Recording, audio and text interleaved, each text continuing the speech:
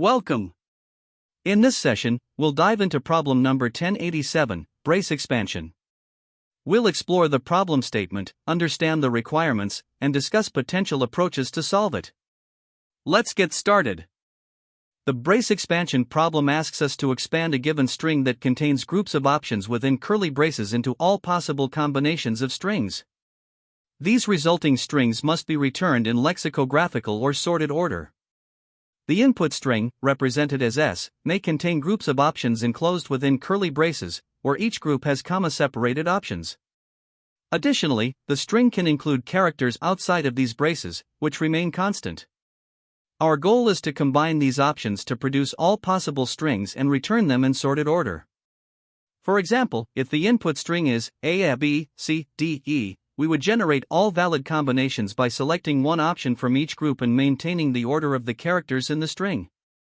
The output will be a list of these combinations, sorted lexicographically. For the input string A, B, C, D, E, the output list is ACD, ACE, BCD, BCE. Here's the explanation. The first group, A, B, gives us two choices, A and B. Similarly, the second group, D, E, provides two options, D and E. The plain character C in the middle remains constant. By systematically combining these choices, we generate all possible strings, ACD, ACE, BCD, and BCE. Since the problem requires the output to be sorted lexicographically, the resulting list is returned in the order ACD, ACE, BCD, BCE.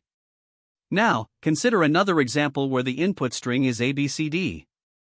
In this case, there are no curly braces, so the string remains unchanged.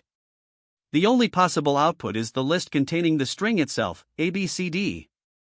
In the example where the input string is ABCD, the output is simply ABCD, because there are no braces in the string. This means there are no groups of options to expand, so the result is just the string itself. Now, let's look at another example. If the input is X, Y, Z, A, B, C, the output will be ZAB, ZAC, YAB, YAC, ZAB, ZAC. Here's why. The first group, X, Y, Z, gives three choices, X, Y, and Z. The second group, B, C, gives two choices, B and C. The plain character in the middle remains constant. By combining one option from each group in order, we generate all possible strings. The strings generated for the input, X, Y, Z, A, B, C, are ZAB, ZAC, YAB, YAC, ZAB, and ZAC. After ensuring that the output is sorted lexicographically, the final result is ZAB, ZAC, YAB, YAC, ZAB, ZAC. Now, let's discuss the problem constraints and edge cases. The length of the input string is guaranteed to be between 1 and 50 characters. The string only contains lowercase English letters, commas, and curly braces, and it is always well formed, meaning braces are balanced and commas only separate options inside braces. Each group has a maximum of 10 options, and empty options like, comma, do not occur. For edge cases, if there are no braces, the output is simply the string itself as a single element list.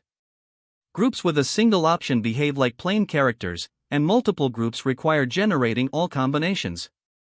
Finally, the output must always be sorted lexicographically, even if the input groups are not initially sorted. To solve the brace expansion problem, one approach we can consider is brute force. The idea here is to generate all possible combinations by iterating through each group of options enclosed in braces, such as A, B, C, and appending all possible expansions to a list. Once all combinations are generated, we sort them to ensure they are in lexicographical order. The process involves three main steps. First, parsing the input string to identify groups within braces and fixed characters. Second, using recursion or iterative backtracking to generate every possible combination. And finally, sorting the resulting list alphabetically. However, this approach has a high computational cost. Generating all combinations takes k to the power of m, where k is the average size of each option group and m is the number of groups. Sorting the combinations adds an additional n log n, so the total complexity is k to the power of m plus n log n, which can become inefficient for large inputs. The brute force approach is straightforward to implement but comes with trade-offs. While it's conceptually simple, it is inefficient for larger inputs because it generates every possible combination and then sorts them, leading to redundant work. A better strategy is an optimized approach that uses recursive backtracking while directly generating combinations in lexicographical order. This avoids the need for post-sorting altogether. The key insight here is to expand options in the correct order from the start. To do this, we observe that groups of options inside braces can be expanded independently, and fixed characters outside the braces are part of every combination. By sorting the options within each group before expansion, we ensure that the results are always produced in the desired order, eliminating the sorting step entirely. The optimized approach involves a clear series of steps.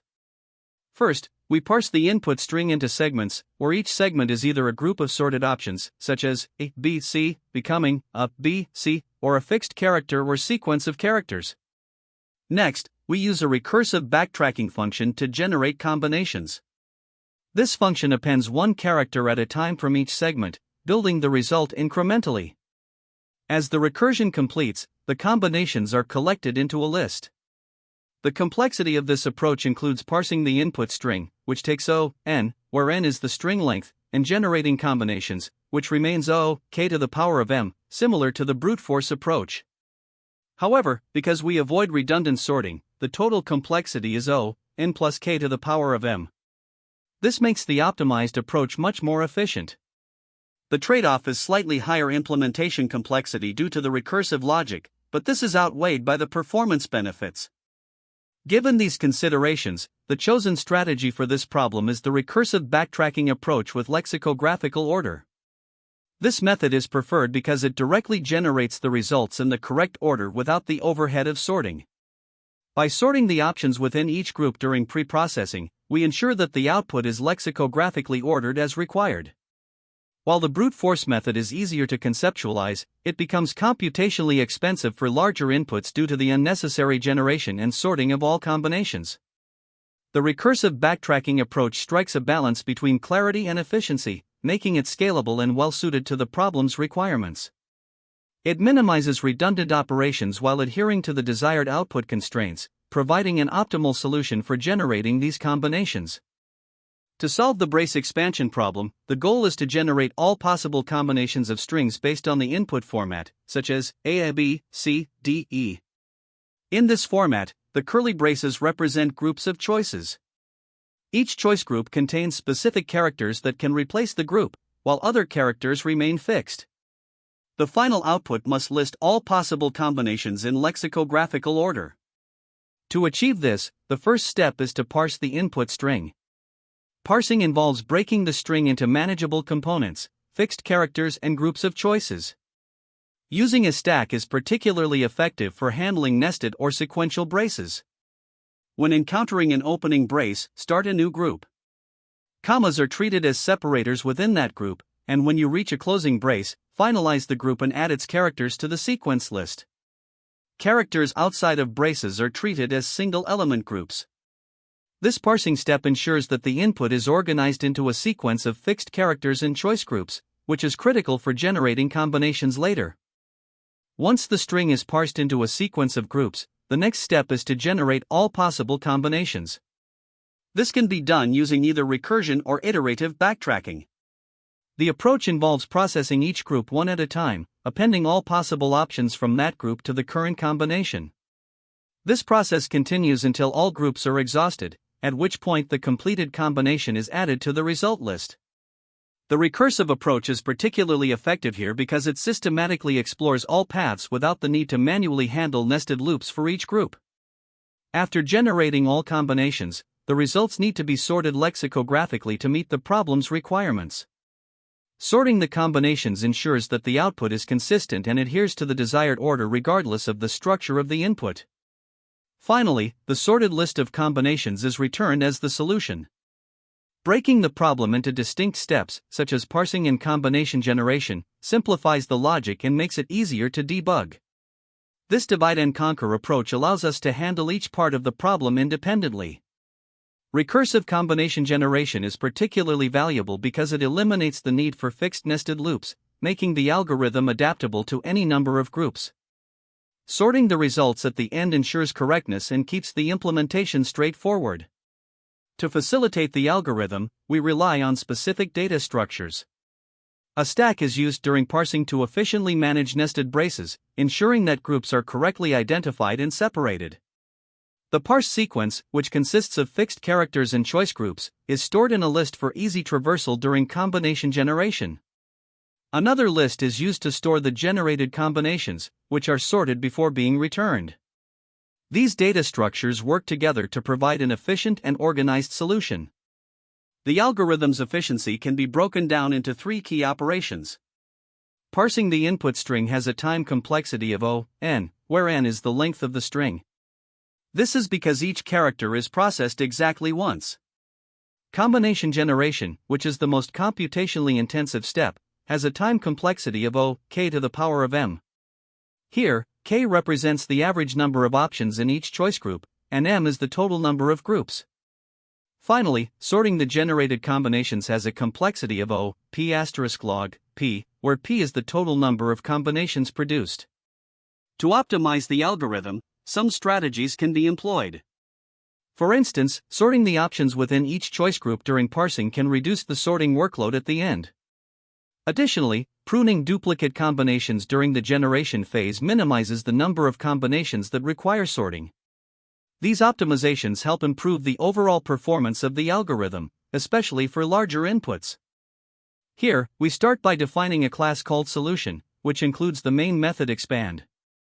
The expand method takes the input string s and processes it to generate all possible combinations. To begin, we define a helper function called parse_string. This function is responsible for breaking the input string into parts. The parts could either be groups of characters enclosed in braces or individual characters. We initialize an empty list called parts and iterate over the string using a while loop. When we encounter an opening brace, we know it's the start of a group, so we collect all the options inside the braces. Each option is added to a temporary list called group, skipping the commas, and once we reach the closing brace, we sort the group alphabetically and append it to parts. If the current character isn't part of a group, we treat it as a single option and append it as a list containing just that character. Finally, the function returns the fully parsed parts list. Now, we move to the backtracking function, which is designed to generate all possible combinations based on the parsed parts. The backtrack function takes an index to keep track of where we are in the parts list and a path to build the current combination step by step. If the index equals the length of the parts list, it means we've constructed a full combination, so we join the path into a string and add it to the result list. Otherwise, for each character in the current part, we append it to the path, recursively call backtrack with the next index, and then remove the character using path.pop to backtrack and explore other possibilities. Before using backtrack, we initialize the parts list by parsing the input string using the parse_string function, and we also create an empty result list to store the final combinations. The backtracking process starts from index 0 with an empty path, and once all combinations are generated, we return the result list. Here, we begin implementing the solution for the brace expansion problem in Java.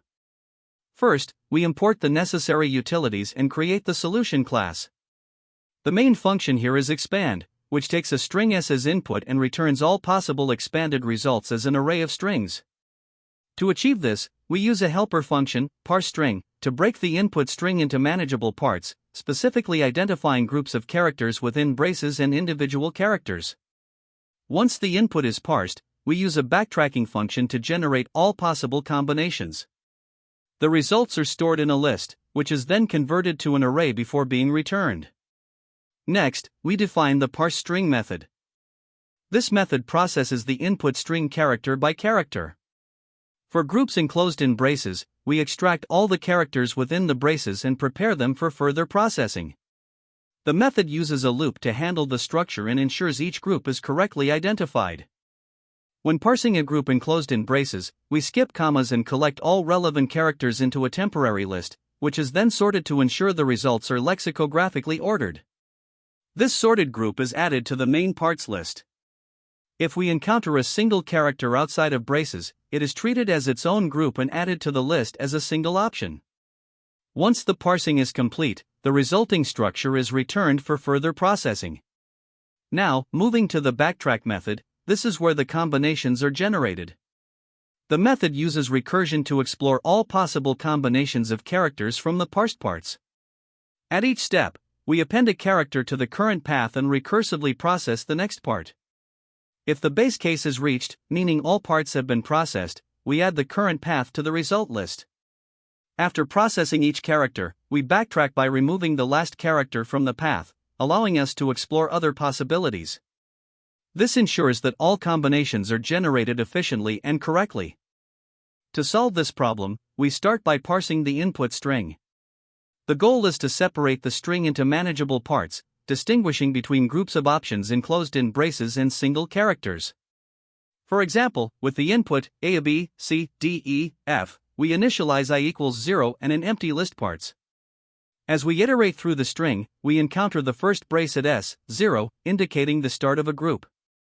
We extract the characters A and B, sort them, and add the group A, B to parts.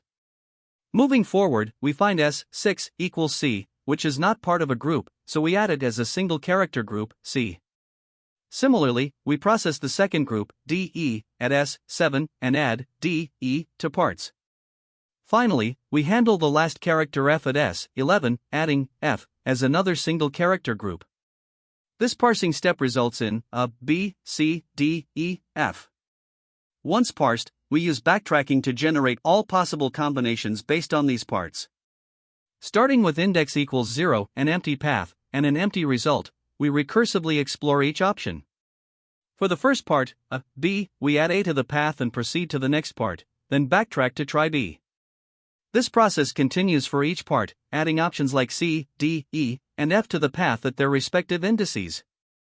At the final step of backtracking, when we reach index equals 3, we complete the path by adding the last character, F. Every time a path is fully constructed, it is added to the result list. For example, starting with A, combining it with C, then D, and finally F, we get the combination ACT. Similarly, we construct ASF, BCDF, and BSF as we explore all possible options.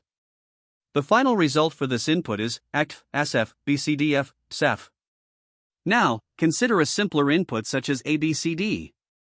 Here, there are no braces, so each character is treated as its own group. The parsed parts become A, B, C, D. Using the same backtracking approach, we start at index equals 0 and add each character to the path sequentially since there is only one option at each step. Once all characters are added, the path is complete, and we store ABCD in the result. With no other options to explore, the final result is simply ABCD. In the case of an input like X, Y, Z, the parsing step identifies a single group, resulting in X, Y, Z. Here, backtracking is straightforward. Starting at index equals 0, we iterate through the options in the group X, Y, and Z. Each option is added to the path, and since there are no further parts, the path is immediately complete. For example, adding X to the path gives X, which is stored in the result. Similarly, adding Y results in Y, and adding Z results in Z. The final result is X, Y, Z. To summarize, the parsing step breaks the input into groups or single characters, which are then used in the backtracking process to explore all possible combinations. The path variable keeps track of the current combination being constructed, while the result list collects all completed combinations. Sorting the groups during parsing ensures that the final output is in lexicographical order, as required. This systematic approach ensures that all valid combinations are generated efficiently for any input string. To analyze the time complexity of our solution, we break it into two main steps: parsing the input string and generating all combinations using backtracking. First, during the parsing step, the function traverses the input string character by character, identifying groups enclosed in braces and processing them into sorted lists. Each character is visited only once, so this traversal is linear in terms of the total length of the string. However, sorting each group introduces a complexity of O, K asterisk log, K, where K is the size of the group. If there are G groups in the string, the total effort for sorting across all groups becomes O, G asterisk K asterisk log, K. Simplifying further, if the total number of characters in the string is n, the parsing step is effectively bounded by O, n asterisk log, K, where K represents the average size of the groups identified in the input. The second step involves backtracking to generate all possible combinations from the parsed data. Here, the algorithm iterates over each element in the parsed list, which contains both individual characters and groups. If there are m parts in the list, and each group offers k options on average, the total number of combinations we need to generate is O, k to the power of m. For each combination, a string of length m is constructed and stored in the result. This introduces an additional O, m asterisk k to the power of m, for the construction process.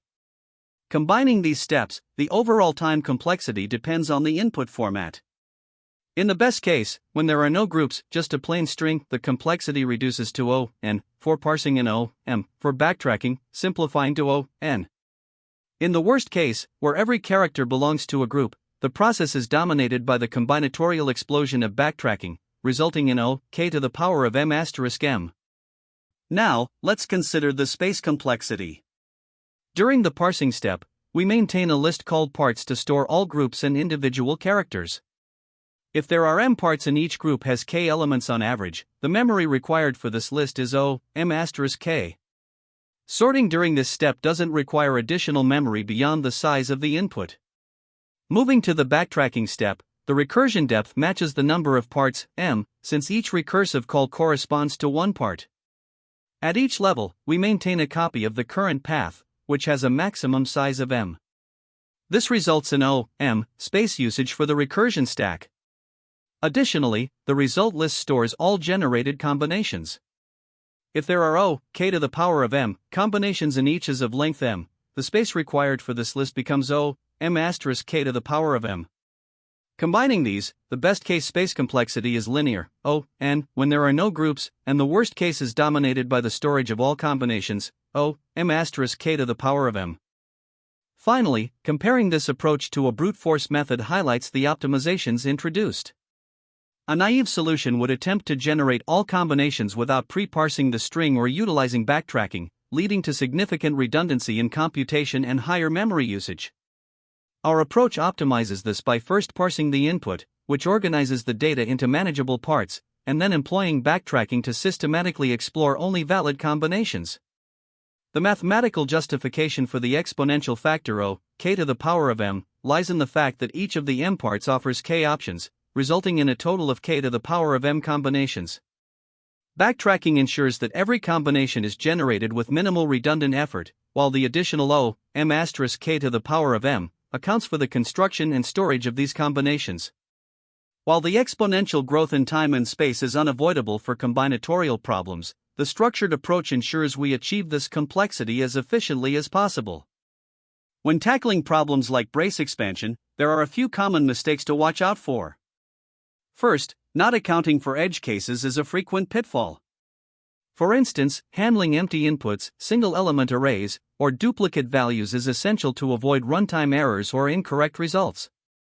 Another issue is overcomplicating the solution. It's tempting to jump into advanced optimizations or data structures, but it's better to start with a simple brute force approach and refine it later. Ignoring constraints is another potential problem. Constraints such as input size or maintaining order can significantly affect your solution's accuracy and efficiency.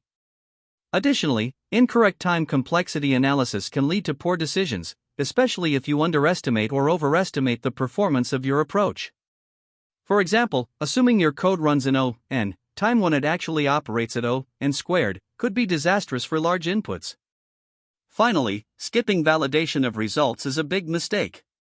Testing your solution with a few examples and edge cases helps catch hidden bugs and ensures your approach is sound. Now, when it comes to interviews, there are a few key insights to keep in mind. Recognizing the underlying problem pattern is crucial, for example, identifying whether the problem involves sliding windows, dynamic programming, or binary search. This ability to map a problem to a known category can save you a lot of time and effort. It's also important to show your thought process by starting with a brute force approach and gradually improving it. Many interviewers value clarity and structure more than jumping straight to the optimal solution. Communicating trade-offs is another critical skill. For instance, if you're considering two approaches, explain why you chose one over the other, such as prioritizing memory efficiency over speed. Additionally, using diagrams or examples to explain your solution can make your logic clearer and more convincing. A small example or a visual aid often helps the interviewer follow your reasoning and understand your approach more effectively. Finally, exploring related problems can deepen your understanding of brace expansion and similar challenges. For example, problems like LeetCode 1-2 sum, which uses hash maps for efficient searching, or LeetCode 15-3 sum, which builds on 2 sum by finding triplets, are great practice. LeetCode 39 combination sum focuses on finding unique combinations to meet a target, and LeetCode 46 permutations deals with generating all possible arrangements of an array. In terms of alternative approaches, brute force can be a straightforward way to solve problems, though it's inefficient for larger inputs. Sorting combined with 2 pointers is another common method, especially for problems involving sums or ranges. This approach is faster but requires sorted input. Backtracking is an excellent option for generating combinations or permutations, though its exponential complexity can be limiting for larger datasets. Finally, hash maps or sets are great tools for ensuring uniqueness or quick lookups, offering constant time for searches at the cost of higher space usage. Understanding these methods and their trade-offs can help you choose the right approach for any given problem. Great work! To summarize, we tackled brace expansion by exploring various approaches, including recursive backtracking, and discussed their complexities. Keep practicing similar problems to enhance your problem-solving skills. Thank you for watching, and don't forget to like, subscribe, and stay tuned for more. That's the end of this tutorial. I hope you found this explanation helpful for understanding the solution to this LeetCode problem. If you enjoyed this content, please consider subscribing to the channel for more coding tutorials and solutions. Feel free to leave a like if this video helped you, and don't hesitate to comment with any questions you might have. Thanks for watching, and happy coding!